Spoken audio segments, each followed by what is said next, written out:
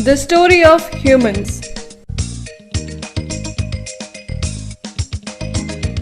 Charles Darwin, who gave the most accepted explanation for describing the mechanism of organic evolution in the form of his theory of natural selection, proposed in 1859. Charles Darwin, who suggested that human beings evolved from monkeys. Darwin published a book in 1871 called The Descent of Man, in which he noticed the similarities between man and apes. Enlarged brain, especially the cerebral hemisphere, only 2 mammary glands to nourish the young ones, typically and generally only 1 offspring in each pregnancy. The tracing of human ancestors was initially based only on comparative study of living examples of primates.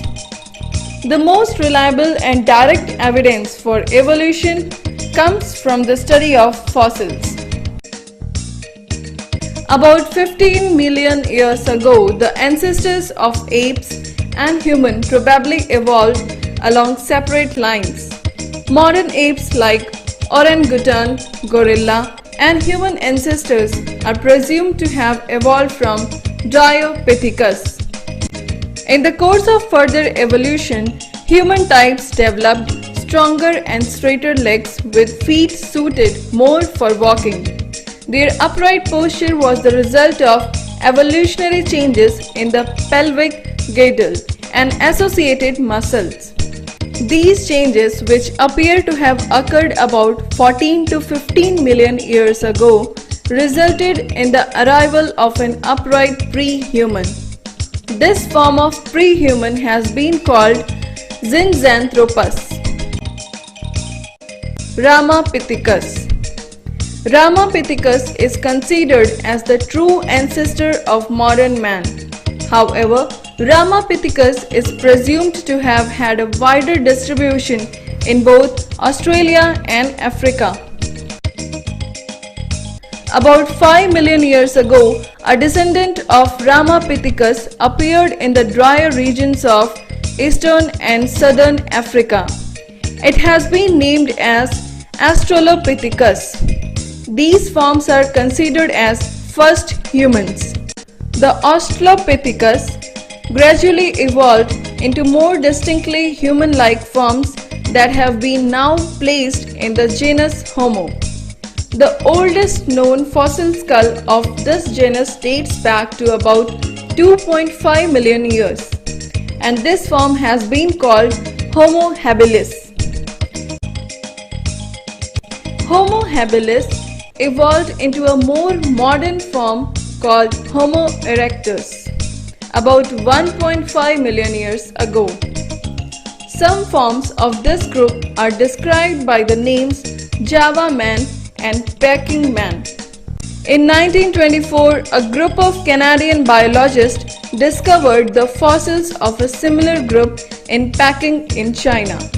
This led to the discovery of Peking man. Fossils suggested that Peking man was using fire. About 250,000 years ago, the species Homo erectus was replaced by Homo sapiens, the species to which the modern man belongs.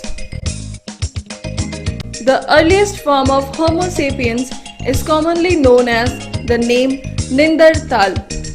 The Neanderthal man is said to have disappeared about 50,000 years ago during the last glaciation. The Neanderthals were replaced by a group of early men known as Cro-Magnon men.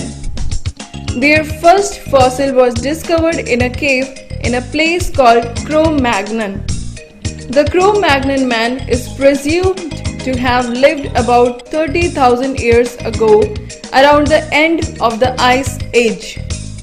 Modern man is not very much different from Cro-Magnon man in terms of biological evolution. What sets them apart is the only cultural evolution. Culturally, modern man is more advanced. He is capable of thinking, memorizing, speaking, reading and writing. Human races.